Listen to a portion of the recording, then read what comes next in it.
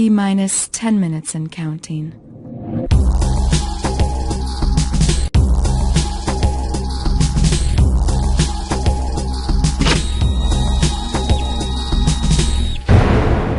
Begin. This is a 10-minute overview of Gavel, Legal Practice Management Software.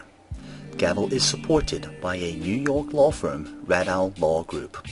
You can pick up the phone and talk to an actual attorney who uses Gavel every day, or a software engineer when you need technical assistance. We will start by showing you how to add and amend clients. To create a new customer, click the New button and then start completing the yellow mandatory fields. The white fields are not mandatory.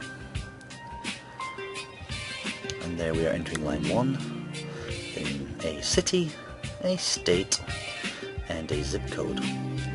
If you want to, you can add a photograph. You can take it from a webcam, as we are doing right now, and you can save that. You can also get an image from file, which we'll see later. You can search for people. This is query mode. So you hit the search button, it shows you all of your customers because no criteria was entered. Shows a person there, back into query mode, do a search again, back to show logs, and we can change his webcam acquired photograph with a picture acquired from file. Contact logs. To add one of these for the prospect, press the add button, choose if it was prospect initiated or not, and then choose the contact method. You can choose a date from a drop down. It will default to the here and now. Enter in the notes, or whatever those notes might be, then simply press your save button and you are done with creating your new contact. Store client documents.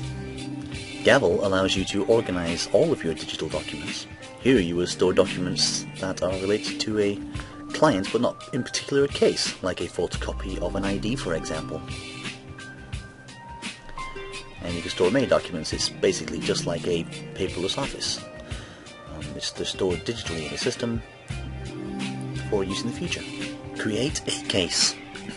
Each client can have many cases. To create a case, go to the Cases tab and press Add.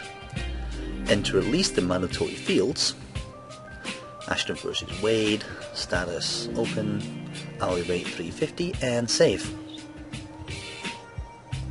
Add required actions and set reminders for them. Each case can have many required actions. This action might say be in courtroom 11 by 8 AM.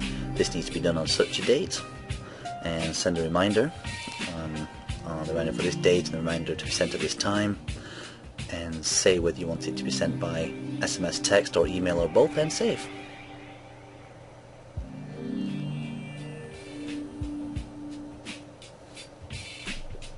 Store case documents. Each case can have many stored documents that pertain to it, and you can truly have a paperless office. So these are the documents that relate to a specific case that are about that particular case. You have one repository where you can easily find them all. And then once that you stored the document, then you can actually open it and you can view the document in whatever your Windows is set to open that document in. In this case, we open RTFs with Microsoft Word. Add case notes. Each case can have many case notes, and they are added just like this.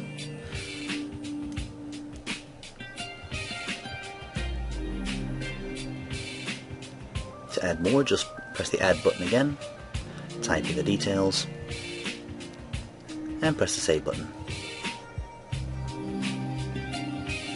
Charge expenses to a case.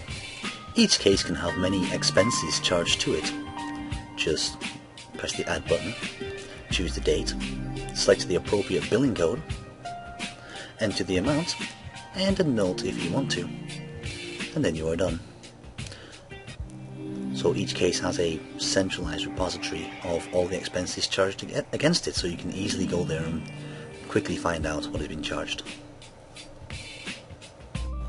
Set resource-specific rates for a case. Resources may well be charged at different rates. For each case, you can override the standard hourly billing rate and assign a specific rate for specific resources, like me, $500 an hour for example. I wish. And moving on.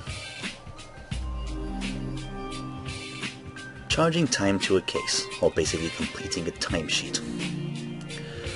The first thing you do is you choose a person that you're entering a timesheet for. Once you've chosen that person, simply add a timeline because it defaults to the current day. You can change that. So you put in your start time and then your end time, 9:30, 10:30. Choose a billing code that you want to assign your time to. Choose the case that you want to assign your time against. The automatic amount will populate. You can stay with that. Or you can override it by putting in a manual amount or click no charge. In this case we're going to put in a manual amount to override the default charge, and on this one we will do it for free. So it's a very simple process, very quickly and easily done, and this is used to automate other parts of the system like invoice creation and so on. Automatic billing system. This will save you so much time. Go to the client's auto billing tab. We can see on the summary how much this client has ever been invoiced for, how much of that has been paid, not paid, total unbilled expenses, services, and remaining credit balance. To create an invoice, all we have to do is select if we are invoicing for expenses, services, or both, then choose a date range. It's easy, it's just to let Gavel work out the earliest unbilled item date up till now. Choose a specific case, or just create separate invoices for all cases that have unbilled items. And now you can see that we actually have an invoice put together in a matter of moments. It really is that simple. Invoicing. You can very easily manually add invoices. You do that as shown here. But in this case we are going to look at an existing invoice. You just double click on it, it opens up. In this case we're going to allocate some received payments against this particular invoice. So we say when the payment was received, what type of payment it was, the amount that was received, and then when we save that we will see that the amount outstanding for this invoice has now actually gone down, which is good. Synchronization with the Follow My Case website. You've probably seen throughout the Gavel application that there's lots of buttons where it says that you can synchronize with the website. And you see the Sync OK button just turned green there, it's a little light. So that's how you can tell if something's been synchronized or not. If it's got a red light, it's not. If it's got a green light, it has. Here we're going to synchronize an invoice. We create a PDF version of the invoice, like this. So you'll now see the PDF version, like so. And then once we've created a PDF version, we can synchronize that invoice, all of its details and its payment history and the invoice itself, up to the Follow My Case website, where your client can then go online and actually view that. And here for the case we're going to synchronize the expenses. There's the expenses synchronized. So now the client can actually go online and see these things that have been synchronized, so they can keep track of the progress of their case and the finances of their case. Synchronizing the reminder, by the way, will actually make so the reminder actually works, and the remote server will actually send you a text message or an email when it's supposed to send it. Notice there that this client was assigned a web ID of 44, so the first time your client logs into the website they use username and password 44, and then it will immediately ask them to change the password the very first time they use it. So in this case we're going to set it to welcome, and we put in any old email address. If your client forgets their password, then they will be able to retrieve it by using this particular email address that they enter here.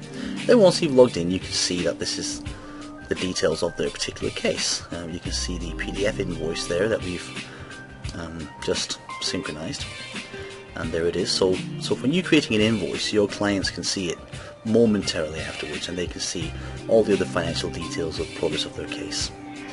GavelSoftware.com for more details. Thank you very much.